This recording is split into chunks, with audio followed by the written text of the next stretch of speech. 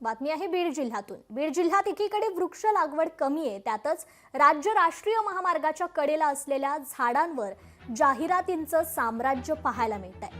जाहिराती करण्यासाठी झाडांचा वापर करण्यात येतो, त्याला खिळे देखील ठोकले जातात, त्यामुळे झाडांचं आयुष्य कमी होत आहे। त्यामुळे अशा जाहिरात करणाऱ्या कंपन्यांवर आता शासनाकडून कठोरात कठोर कारवाई करावी अशी मागणी वृक्षमित्र करतायत।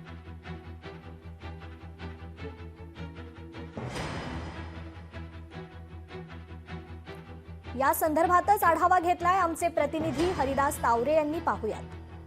बीड जिल्ह्यात एकीकडे वृक्ष लागवड कमी आहे, झाडांची संख्या कमी आहे, अनेक भाग उजाड या ठिकाणी दिसतात। मात्र बीड जिल्ह्यात शासनाकडून लावण्यात आलेले रस्त्याच्या कडेला जे दुतर्फा झाडे आहेत, या झाडावर जे नागरिक आहेत हे मोठ्या प्रमाणात जाहिरात करताना या ठिकाणी पाहायला मिळतात। त्या झाडाला खिळे ठोकतात।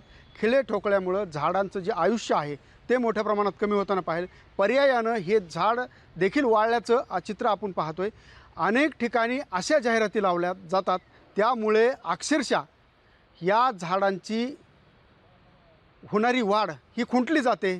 त्यामुळं कुठंतरी ह्या जाहिरात लावणाऱ्यावर निर्बंध घातले पाहिजेत, असं देखील आता वृक्षप्रेमींकडून म्हटलं जात आहे। हरिदास तावरे, लोकशाही मराठी, बीड। जे झाडांना किडे ठोकतात, जे बॅनर लावतात, जाहिराती करतात, त्या जाहिरातीच्या माध्यमातून झाडांना त्रास देतात, त्यांच्यावर कारवाई करावी अशी मागणी केलेली, परंतु त्याच्यावर काही कारवाई झाली नाही। येत्या अधिवेशनमध्ये हा आम्ही विषय घेणार आहेत। तरी मला या प्रसंगी हेच सांगायचं आहे आपल्या माध्यमातून की झाडांना जे किडे ठोकतात त्यांच्यावर तात्काळ कारवाई नाही केली तर वृक्षमित्र अभियानच्या वतीने आम्ही आंदोलन करू। या ठिकाणी जे सार्वजनिक बांधकाम विभाग आहे त्यांच्याकडून या झाडाला जाहिरात करण्यासाठी एनओसी घेतली का कशी, आणि घेतली असेल तर कशा पद्धतीने? एका बाजूला शासन कोट्यावधी रुपये वृक्ष लागवडीसाठी खर्च करत आहे आणि दुसऱ्या बाजूने जर अशी वृक्षाची हानी होत असेल तर ही शासनाने म्हणजे याच्यावर बारीक लक्ष द्यायला पाहिजे। रस्त्यावर जाता येता याच्या संबंधित अधिकाऱ्याला हे कसं दिसत नाही? दिसायला पाहिजे ना,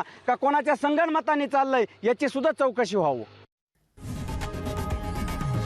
लोकशाही मराठी, ऐका, पहा, जागरूक रहा।